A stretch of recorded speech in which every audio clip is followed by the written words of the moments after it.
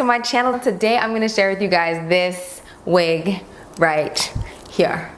And yes, honey, it's a frontal. If you'd like to know how I laid this frontal, then keep watching.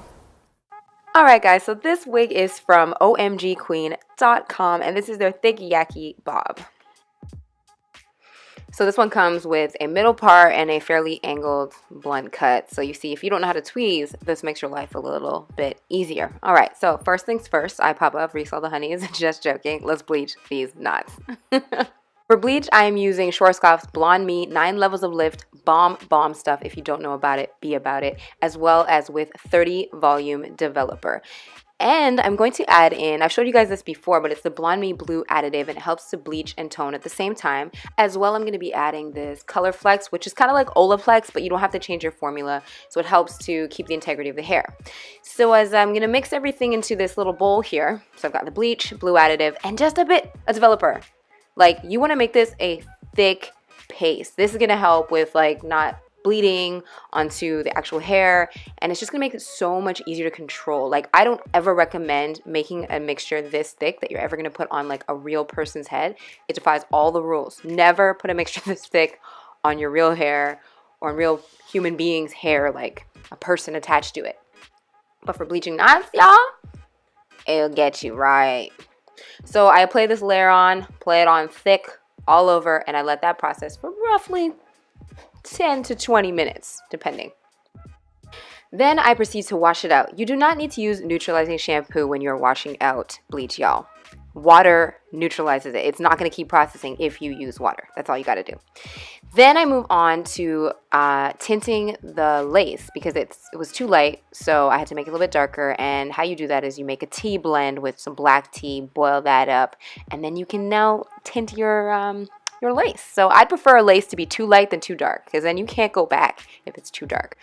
Okay, so this is the wig after bleached and tinting the lace. So I'll put it on a styrofoam head, but if you don't have a styrofoam head, you can just take your mannequin, put a piece of paper towel on it, and then that way when you put on your wig, you can see everything that's going on if you need to customize the hairline a bit more and get a real visual of how it's going to look. So as I mentioned before, this wig already comes with a part. So I feel like this, if you're not super experienced with tweezing and all that stuff, this wig is very good for you. It comes with a part already. The hairline is lower density, so you don't have too much to pluck. Like, this is the hairline before I customized it, before I actually tweezed too much out. So it's, look at that. You got something to work with, girl. Okay, so what I did here is I felt like it was a bit dense around the part, so I'm just going beside the part and thinning it out a bit, and this is just going to ensure that it lays really flat on my head. So sometimes tweezing isn't just for the hairline, it's just for areas that you feel like are too dense and you want it to be a bit flatter. As well, I'm not a fan of a perfectly clean straight part, so I went into the part and made it a little imperfect by just plucking out random hairs along the way.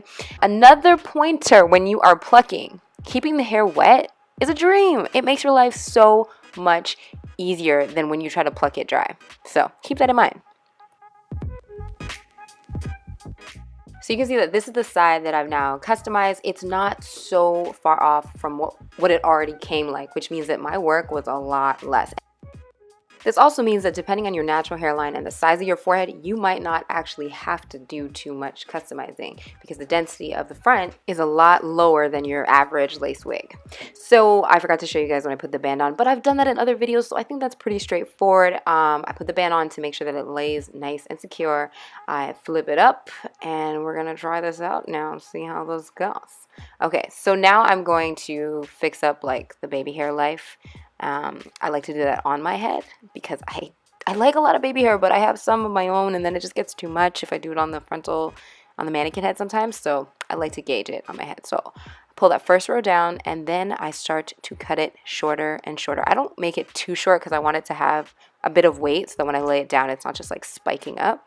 So I repeat this step on both sides.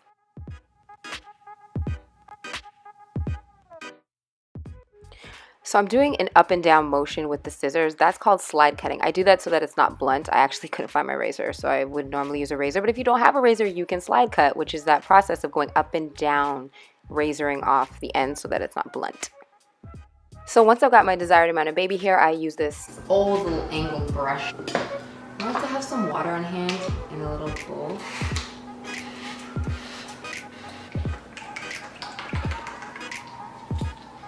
And on the back of my hand, I'm gonna put like a little bit of my foundation right here.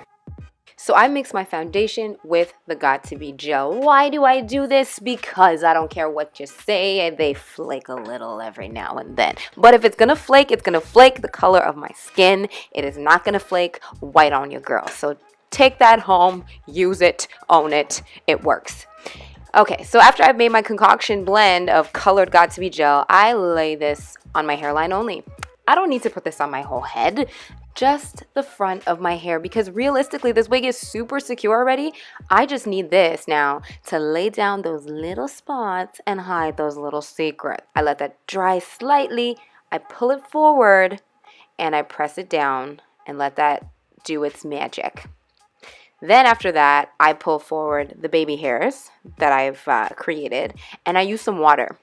Now this water is going to help me mold them and lay them down the way that I'd like before committing fully with the gel. So it's like I'm using the gel and the water to like work together, because sometimes the gel itself is gel, right? It gets sticky, it's hard to work with, but if you just use a little water to soften it up, it helps you make mistakes and fix them at the same time right away. So yes, it gives you power.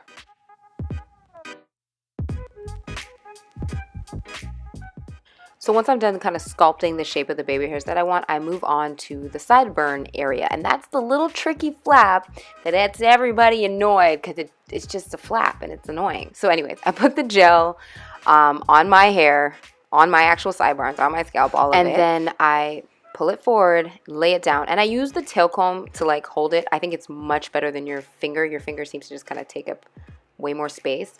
And then I take the blow dryer and let that settle in. Let it dry, honey, let it dry.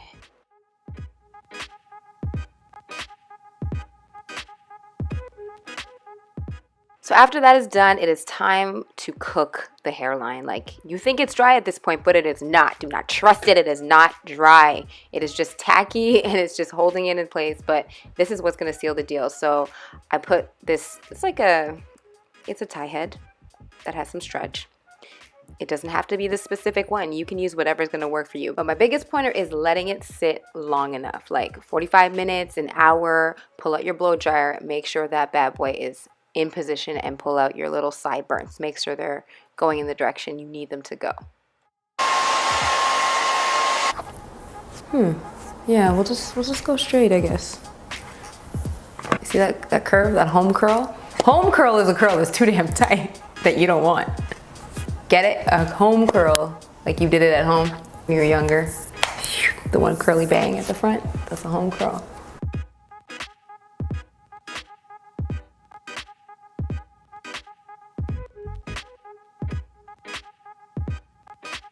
This bow looking cute now though. Okay, let's take it off. Alright, so after I've taken it off, now I can just touch up the areas that need a little attention from the flat iron, straighten that out, and honey, you are done. You can put on a little accessories, you know, highlight that too. Oh, and one last thing. How could I forget? The sideburns. So for this style, I want to keep them a little bit long, but not too long. So I went like just below my chin-ish area and slide cut that just to make them a bit shorter. So this is the finished look, y'all. I hope you guys enjoyed this video and I hope you found it helpful. I tried to make it detailed, you know.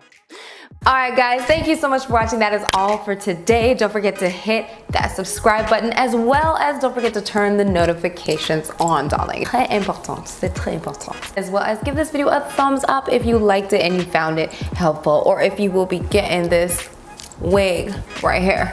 Oh. Yeah, I really only have one earring on.